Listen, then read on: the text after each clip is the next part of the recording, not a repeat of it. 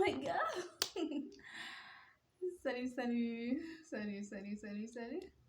J'espère que tu vas bien. Tu m'as manqué, tu sais. Ouais, tu m'as manqué. Ça fait un bail, je te raconte pas l'histoire. Ça fait un bail, je te dis rien. C'est juste parce que je suis très occupée ces jours-ci. Je suis très occupée par mes autres affaires en fait. J'ai une histoire à te raconter aujourd'hui.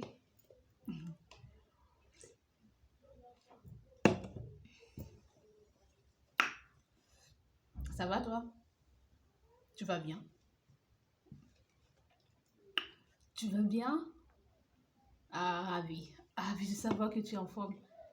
Moi aussi, je suis en santé. Je suis en santé. Ah, toi, ça va pas? Non.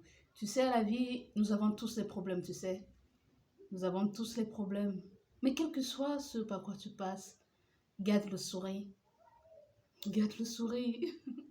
Garde le sourire, c'est très important. Ça permet de rester jeune, en fait. Souris tout le temps. Même quand ça va pas, souris tout le temps. Ça aide à ne pas avoir vite des rides. Tu sais, tu peux trouver en face de toi deux femmes de 45 ans. L'une est encore toute jeune et l'autre, elle se voit vieille. Avec les rides passées par là, on dirait 60 ans. Pourtant, elles ont le même âge. Bon, c'est vrai que c'est pas forcément parce qu'on a trop ri, parce que l'autre rit beaucoup, mais rire, ça aide beaucoup en fait. Ça aide, ça aide à se libérer. Tu sais que moi aussi j'ai des problèmes, mais je souris. Nous avons tous un petit truc qui nous dérange quelque part. Mais c'est la vie, c'est la vie. On fait comment? On va pas mourir parce qu'on a des soucis. Courage à toi, d'accord?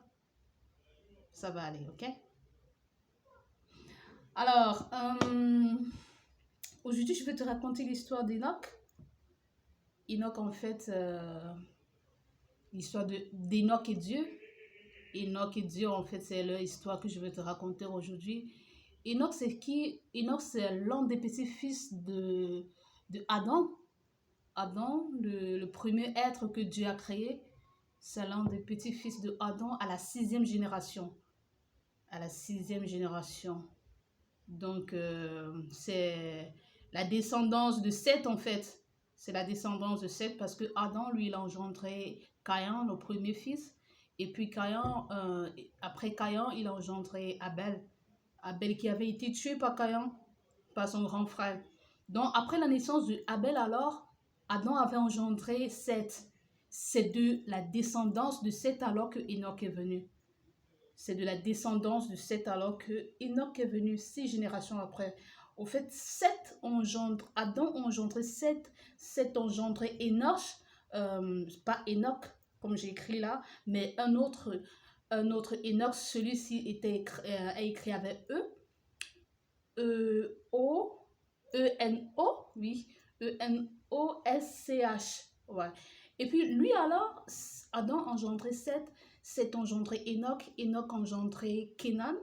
Kenan, lui maintenant, il a engendré Mahalalel. Mahalalel a engendré Jiret. Jiret a engendré le Enoch dont je suis en train de parler. Oui, c'est lui en fait le père de Methuselah. C'est lui le père de Methuselah.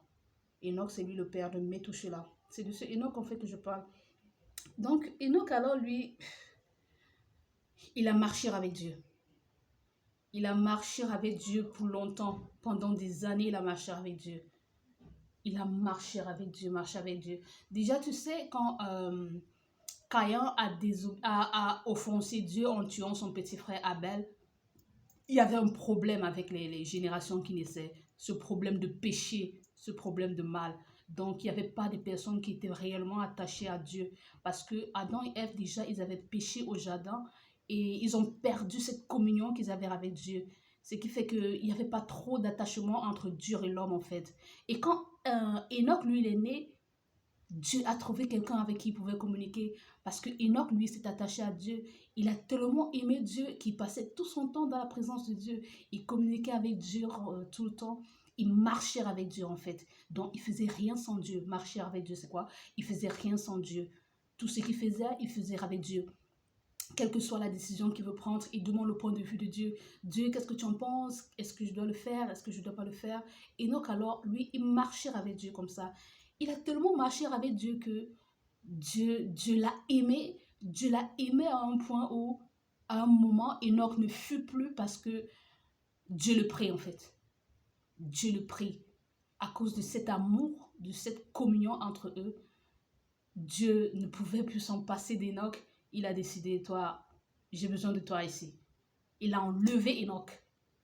Donc Enoch, lui, n'a pas vécu la mort. Dieu a fait grâce à Enoch de ne pas vivre la mort. Enoch n'a pas vécu la mort. Dieu a enlevé Enoch. Et Enoch est directement allé à la rencontre de Dieu au ciel, tu t'imagines? C'est magnifique. C'est magnifique, je t'assure. C'est vraiment magnifique. Donc il allait rejoindre Dieu là au ciel. Et c'était ça en fait, leur histoire. Une histoire d'amour entre Dieu et sa créature, une histoire d'amour entre Dieu et l'ouvrage de ses mains, une histoire d'amour entre Dieu et cette merveilleuse créature, Enoch, le papa de Methuselah, le papa de Methuselah. Un amour qui était fort au point où Dieu a dit, tu es sur la terre, moi je suis au ciel, ça me plaît pas, viens près de moi. Dieu a dit à Enoch, viens, et Dieu a enlevé Enoch. Enoch allait rejoindre Dieu au ciel. Il n'est jamais mort. À un moment, on a cherché Enoch partout, partout. Enoch n'était plus. Pourquoi? Dieu l'avait pris. Tu t'imagines ce qui peut arriver si tu t'attaches à Dieu? Mince, un jour comme ça, tu peux disparaître et Dieu te prend. Tu te retrouves près de lui là au ciel pour vivre au siècle des siècles. C'est magnifique. C'est l'histoire de Enoch et Dieu que je voulais te partager aujourd'hui. J'espère que j'aurai une autre histoire pour toi demain.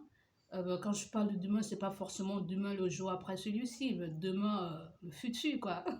Demain le futur parce que le temps ça dépend plus de moi.